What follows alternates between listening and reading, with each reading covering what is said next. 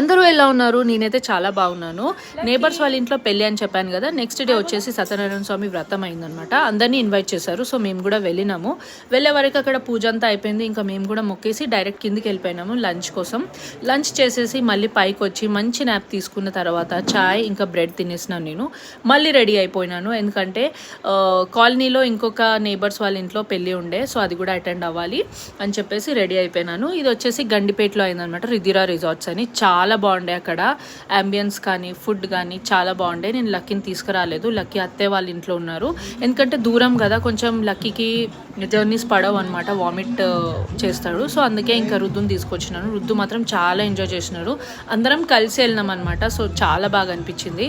And ఇక్కడ photos దిగడానికి కానీ, ఇంకా మార్నింగ్ టైంలో అయితే ఇంకా బాగుంటుండే, ఎందుకంటే బ్యాక్ సైడ్ మొత్తం వాటర్ది ఉంటుంది కదా, సో చాలా బాగుంటుండే. అండ్ ఒకవేళ వీడియో నచ్చితే లైక్